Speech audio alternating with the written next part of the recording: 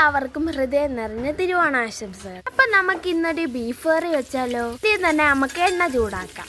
എണ്ണ ചൂടാക്കിയതിന് ശേഷം നമുക്ക് കടുക് അങ്ങോട്ട് ഇട്ട് കൊടുക്കാം. കടുക് പൊട്ടിക്കഴിഞ്ഞ് ഇച്ചിരി കരിയാപ്പലയും കൂടി ഇട്ട് കൊടുക്കാം. കഴിഞ്ഞ് നമുക്ക് ഇഞ്ചി ചെറുതായിട്ട് അരിഞ്ഞത് ഇട്ട് കൊടുക്കാം. ഇനി നമുക്ക് വെളുത്തുള്ളിയാണ് ഇട്ട് കൊടുക്കുന്നത്. ഈ വെളുത്തുള്ളിയൊക്കെ നമ്മൾ ഇന്നലെ അരിഞ്ഞു വെച്ചിരുന്നു ഗായ്സ്. അപ്പം നമുക്ക് വെളുത്തുള്ളി അങ്ങോട്ട് ഇട്ട് കൊടുക്കാം. അപ്പം നിങ്ങളുടെ വീട്ടിലെ ഓണം എവിടെ വരെ ആയിരുന്നെന്ന് കമൻറ്റ് ചെയ്യണേ. അത് കഴിഞ്ഞ് നമ്മുടെ മെയിൻ ഐറ്റം കൊച്ചുള്ളിയാണ് നമ്മൾ ഇട്ട് കൊടുക്കുന്നത്. കൊച്ചുള്ളി ഇട്ടതിന് ശേഷം നമ്മൾ നല്ലപോലെ ഇളക്കി കൊടുക്കണം. കാരണം അത് നല്ലപോലെ വരണ്ട് വരണം. വലിയ അരുത്തി ഞാൻ അമ്മാമ്മയുടെ കയ്യിൽ നിന്ന് ഞാൻ ഇളക്കാന്ന് പറഞ്ഞ് വലിയ അരുത്തി വാങ്ങിക്കുകയാണ് ഗായ്സ്. പക്ഷെ എനിക്കാണ് പണി കിട്ടിയത്. ഇളക്കി എൻ്റെ ഊപ്പാട് വന്നു ഗായ്സ്. ഇളക്കിയിട്ട് അങ്ങോട്ട് തീരുന്നില്ല. നിന്നോണ്ടും കിടന്നോണ്ടും എല്ലാം അങ്ങ് ഇളക്കുമായിരുന്നു ഗായ്സ്. അവസാനം കഷ്ടപ്പാടിൻ്റെ ഒടുവിൽ ഉള്ളി അവസാനം വരണ്ട് വന്നു ഗായ്സ്. ഇനി നമുക്ക് ഉപ്പിട്ട് കൊടുക്കണം. എന്നിട്ട് നമ്മൾ വീണ്ടും ഒന്ന് ഇളക്കണം. മൊത്തത്തിൽ ഇളക്കാണ് ഈ ബീഫിൻ്റെ പരിപാടി. ബാക്കിയെല്ലാം സഹിക്കാം, ഈ ഇളക്ക് മാത്രമാണ് സഹിക്കാൻ വയ്യാത്തത്.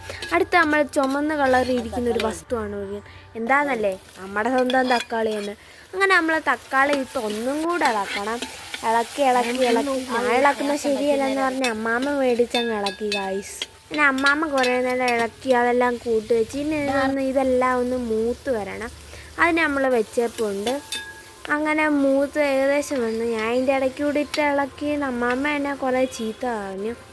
അത് കഴിഞ്ഞ് നമ്മൾ ഇട്ട് കൊടുക്കാൻ പോകുന്നത് മുളക് പൊടി, മഞ്ഞൾപ്പൊടി, മല്ലിപ്പൊടി, കുരുമുളക് പൊടി, പെരുംജീരകപ്പൊടി. പറഞ്ഞതിൻ്റെ എല്ലാം മിക്സാണ് ഗായ്സ്. ഇത് ഒറ്റപ്പൊടിയല്ല, ഇത് പറഞ്ഞതിൻ്റെ എല്ലാം മിക്സാണ് ഗായ്സ്. ഇനി നമുക്കിത് മൂത്തോന്ന് നോക്കിയിട്ട് നമുക്ക് ഇത് അതിനകത്തോട്ട് ഇടാം. അങ്ങനെ നമ്മൾ ഇട്ട് നല്ലപോലെ പുരട്ടി എടുത്തിട്ടുണ്ട്, ഗ്രേവി പോലെ. അടുത്ത് നമ്മൾ കുക്കറിനകത്ത് നേരത്തെ വേവിച്ച് വെച്ചിരുന്ന വെള്ളവും ബീഫും കൂടെ അങ്ങോട്ട് ഇട്ട് കൊടുത്തിട്ടുണ്ട്. എന്നിട്ട് നമുക്ക് നല്ലപോലെ ഒന്ന് ഇളക്കി കൊടുക്കാം. അപ്പം അങ്ങനെ ഇളക്കി വെള്ളമൊക്കെ പറ്റി ബീഫയിൽ മസാലയൊക്കെ പിടിച്ച് നല്ലപോലെ വന്നിട്ടുണ്ട്. അതവിടെ ഇരുന്ന് തിളയ്ക്കുവാണ്. ഇനി നമുക്ക് ഇതിനകത്തോട്ട് ഇടേണ്ട ഗരം മസാലയാണ്.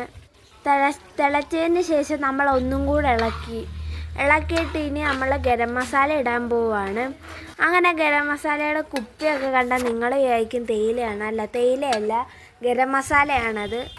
അങ്ങനെ ഗരം മസാലയൊക്കെ ഇട്ട് പുരട്ടി സെറ്റാക്കി വെച്ചിട്ടുണ്ട്. ഇനി നമ്മൾ അതിൻ്റെ പുറത്ത് കരിയാപ്പല ഇടുന്നുണ്ട്. എന്നിട്ട് നമ്മൾ അടച്ച് അടുപ്പേ നിറക്കി വെച്ചിട്ടുണ്ട്. അപ്പോൾ ഇന്നത്തെ വീഡിയോ ഇത്രയുള്ളൂ. ടാറ്റാ.